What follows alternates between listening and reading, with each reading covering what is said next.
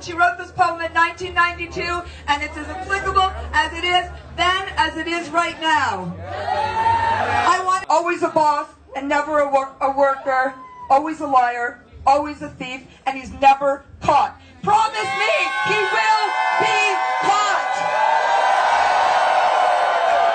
The mother and founder of the Thank God for Abortion movement, New York City, born and raised, the one and only Viva Ruiz. Give it up for Viva Ruiz! That you will be safe from the ugly of the outside world. Straight people, gay people, lesbians, cis, trans, black, white, Christian, Jewish, Muslim, old. And we're going to dim the lights and just have one moment of silence for them. And then we dance for them. I love you, New York City. My style advice for the summer is keep it as natural as possible and make sure to hold on to the bars when you're on the subway. I forget the first day of summer when I go out because it's like I don't, you know what I mean? It's like, it's been so many years, but you forget that that's so crazy to people. And then I'm on the subway and I go like this and you see like half the cart go. And so then it encourages me to be like, ah! And you also have like gangs of little kids going, oh my God, look at those girls on hats. But I don't take the subway. That was just like a memory from years ago I wanted to share with you. Oh wait, I hear my car.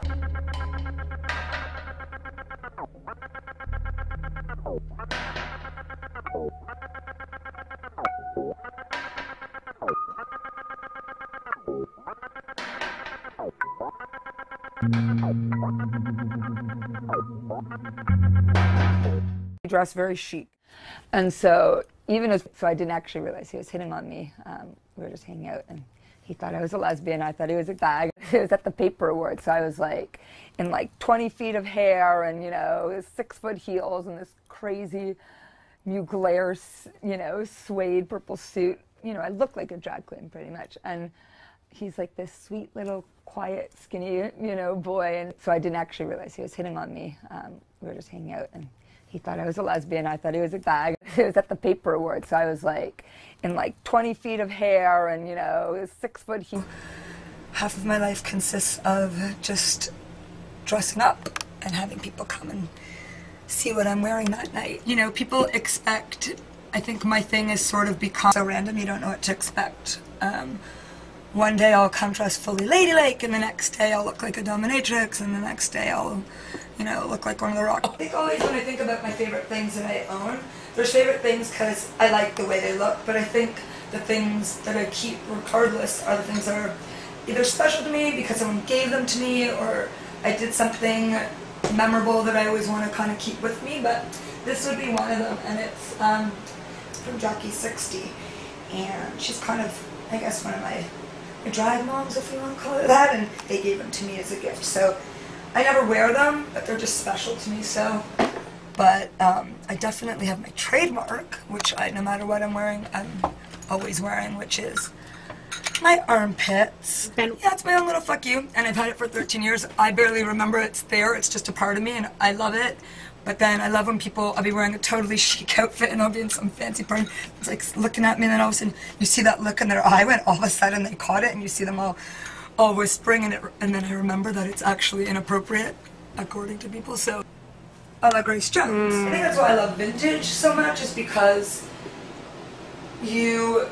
back then you didn't go out and buy 500 different things at H&M a year. You went out and you bought 3 or 4 things, and you were looking for quality in your fabric and the right cut, and you know, people really cared more about the one piece of clothing, and it was made so much better. And when I say vintage, I mean all the way back. Like I collect Victorian, and I collect I'll show you some gorgeous old rayon 1930s dresses. One of my favorite things. They gave it to me from the Quad. It's a gift, and it's unwearable. It's only editorial. It's a fully bone net corset. My favorite style, I'd say, would be Mexican. And I have lots of, my female icons run from Marlene Dietrich to Grace Jones, like my fashion icons to Patty Wilson. This is amazing. It's probably my most, the thing I kind of veer towards the most. And also not just her, but Mexico as a whole. The culture and the colors. I spent lots of time. This is my favorite shirt, actually. It's from Mexico, from the south, and all the women, they wear them, and it's totally traditional, even though the fabric is so synthetic and modern. So you go to this village and everybody's wearing these shirts, and so I wanted to buy one really badly, and they were all laughing at me like, why would you want one of these? And I just think they're so amazing. And so somebody took me on horse and we went up to get one. It's very high-low with me, and they asked me to do this party last week, for example, and it was called Future Pussy, and it was all futuristic. I was like, what the hell am I going to wear? I don't really have a kind of 60s space-looking thing, and I believe in following a theme if there's a theme. So I went to the hardware store, and I looked around for pieces, and I got these 2 lampshades, and I made that into a hat. And then I was like, well, what am I going to wear as underneath? And so I was looking for something clear and whatever, a garment bag, just the clear garment bag. So I actually just took the garment bag and I cut out holes for the arms, and I put a little bathing suit underneath, and suddenly I was future. Wow.